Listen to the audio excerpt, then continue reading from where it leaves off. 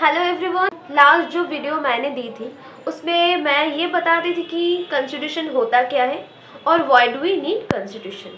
और आज हम कॉन्स्टिट्यूशन के थोड़ा कुछ टॉपिक्स के बारे में बताएंगे। इसी चैप्टर के हैं the authority of a constitution. Screen पे मैं प्रेजेंटेशन शेयर कर रही हूँ, वहाँ पर आप लोग देख सकते हैं कि मैं कौन सी टॉपिक समझा रही हूँ। हम लोगों को पता चल गया कि कॉन्स्टिट्यूशन होता क्या है, पर अभी भी कुछ क्वेश्चन हमारे मन में हो सकता है, जैसे कि what is a constitution, actually constitution क्या है, या फिर कॉन्स्टिट्यूशन कितना इफेक्टिव है। बस constitution just is it only okay. बहुत सारे देशों में कॉन्स्टिट्यूशन एक कॉम्पैक्ट डॉक्यूमेंट है। हमारे देशों में क्या है, एक डॉक्यूमेंट है, उस पे कॉन्स्टिट्यूशन के बहुत सारे आर्टिकल लिखे हुए हैं और वहाँ पर बताया गया है कि कौन सी सोसाइटी, कौन सी स्टेट, कौन सा रूल फॉलो करेंगे, एंड वो डॉक्यूमेंट को ही हम लोग कॉन्स्टिट्यूशन बता देंगे। अगर कोई हम लोगों को पूछा कि कॉन्स्टिट्यूशन क्या है तो हम वो डॉक्यूमेंट रेफर करते थे। बट कुछ देशों में एक सिंगल डॉक्यूमेंट नहीं, एक सेट ऑफ डॉक्यूमेंट होता है जहाँ पर अलग अलग करके वो रूल्स लिखा हुआ रहता है। तो हम ये कह सकते हैं कि constitution is a single document और a set of different documents which is referred as a constitution, जहाँ पर कि कौन सी सोसाइटी में, कौन से स्टेट में कौन सा रूल फॉलो किया जाएगा, सब कुछ लिखा हुआ रहता है और वो देशों के जो लोग होते हैं वो फॉलो करते हैं। That is constitution. ये तो क्लियर हो चुका है कि कॉन्स्टिट्यूशन क्या है, ठीक है। अब एक टॉपिक जानेंगे जो है मोड ऑफ प्रोमोलिगेशन, ठीक है। इसका मतलब है कौन ये जो कॉन्स्टिट्यूशन है उसको बनाया था, ठीक है। कॉन्स्टिट्यूशन कुछ देशों में एग्जिस्टेंस नहीं है, जो उतना पॉपुलर नहीं है, जैसे कि मिलिट्री लीडर्स और some leaders who are not so much popular और who have no capability to carry many people with them. कुछ सक्सेसफुल कॉन्स्टिट्यूशन जैसे कि हमारे देश का कॉन्स्टिट्यूशन और यूनाइटेड स्टेट्स, साउथ अफ्रीका, ये सब देशों का कॉन्स्टिट्यूशन कुछ लोग बनाया था जो बहुत ही पॉपुलर है। बहुत सारे नेशनल मूवमेंट्स और इम्पोर्टेंट इवेंट्स के बाद बनाया गया था, जैसे कि हमारे जो कॉन्स्टिट्यूशंस वो दिसंबर 1946 एंड नवंबर 1949 इसके बीच बनाया गया था। It drew upon a long history of the nationalist movement that had remarkable ability to take along different sections of Indian society together। वो जो कॉन्स्टिट्यूशन है बहुत नेशनल मूवमेंट्स, बहुत सारे इवेंट्स के बाद सोच समझकर बनाया गया था, जिसकी वजह से ये कॉन्स्टिट्यूशन का जो रूल्स है वो हमारे सोसाइटी के बहुत सारे लोगों को मिलके रहने को बोलता है और इसका कैपेबिलिटी है to carry this people with them. Some countries have subjected their constitution to a full fledge referendum where all the people vote on the desirability of a constitution. But हमारे इंडियन कॉन्स्टिट्यूशन में ऐसा नहीं किया जाता है। हमारे Indian constitution was never subjected to such a referendum.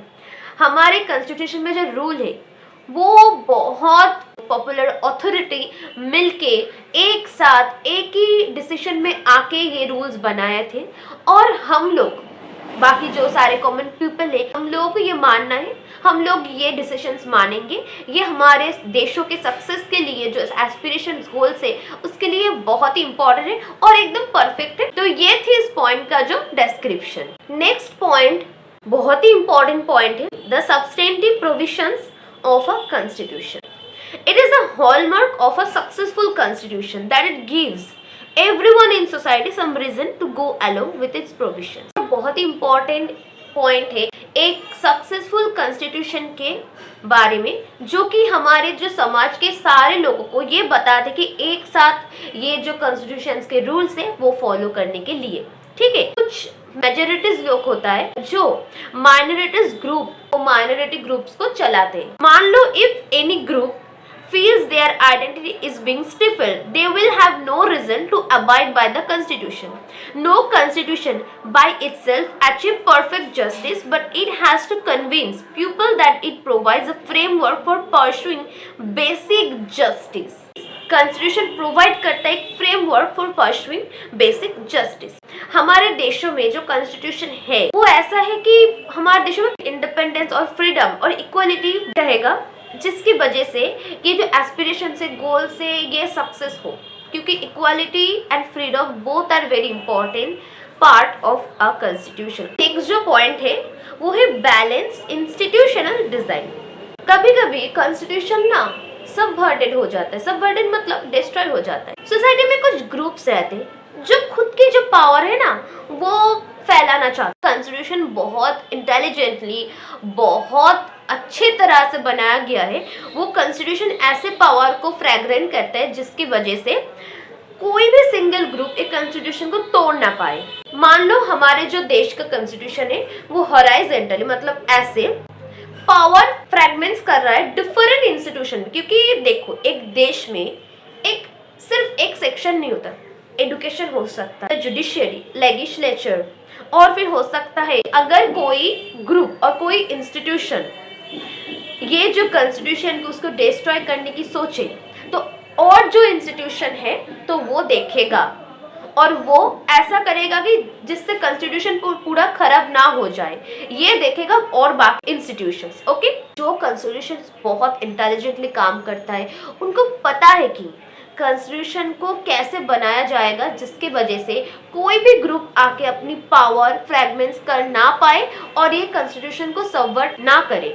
तो उसके लिए क्या करेगा, वो बैलेंस चार्ट बनाएगा। कौन सा वैल्यूज ऐड करे, कौन सा नॉर्म्स ऐड करे, कौन सा प्रोसीड्यूर्स ऐड करे एस्पिरेशंस और गोल्स को सक्सेसफुल बनाने के लिए। जो कॉन्स्टिट्यूशन बहुत सक्सेसफुल होता है वो ये जानते हैं कैसे बैलेंस करना है और कौन सा न्यू चेंजेस लाना है, कितना चेंजेस लाना है। आई थिंक ये तीनों पॉइंट हम लोगों को बहुत अच्छे से समझ आ गया। पर इसके बाद भी कुछ क्वेश्चंस आ जाता है हमारे मन में, जैसे कि जो लोग हमारे कॉन्स्टिट्यूशन को बनाए थे क्या वो एकदम ठीक ठाक है, परफेक्ट है? कॉन्स्टिट्यूशन क्या पावर इंटेलिजेंटली फ्रैग्रेंस करता है या फिर ऑर्गेनाइज किया है जिसकी वजह से कॉन्स्टिट्यूशन को कोई सबवर्ट ना कर पाए? या फिर कॉन्स्टिट्यूशन सभी लोगों को उसके रूल्स मानने को कहता है? What are the principles of justice underlying the Indian constitutions? ये जो सारे क्वेश्चन ये हम लोगों को ना ये चैप्टर्स पूरा जानने के बाद हम लोगों को ये आंसर्स खुद ही पता चल जाएगा और खुद हम ये आंसर्स को दे पाएंगे। ठीक है, so today I have discussed about this 3 points and इसके भी नोट्स मैं दे दूंगी। तो लास्ट वीडियो में मैंने थोड़ा गलती हो गया जो कि है व्हाट्सएप चैनल नहीं, मेरा टेलीग्राम चैनल है, वहाँ पर मैं सारे इन्फॉर्मेशन देती हूँ एंड उसके साथ में नोट्स जो है वो मैं खुद बनाती हूँ और वो आप लोगों को भी देती हूँ। वो टेलीग्राम चैनल में आप लोगों को मिल जाएगा। सो join the Telegram channel, you will get every information, notification and also the notes. ठीक है, आई थिंक ये वीडियो आप लोगों को समझ आ गया है। अगर कुछ भी क्वेश्चंस है तो आप पूछ सकते हैं मेरे कमेंट में। मैं ऑलवेज ट्राई करूँगी ये सब क्वेश्चन आंसर करने की। तो अगले वीडियो में बहुत जल्दी मिलते हैं इस चैप्टर के नेक्स्ट टॉपिक को लेकर। Thank you.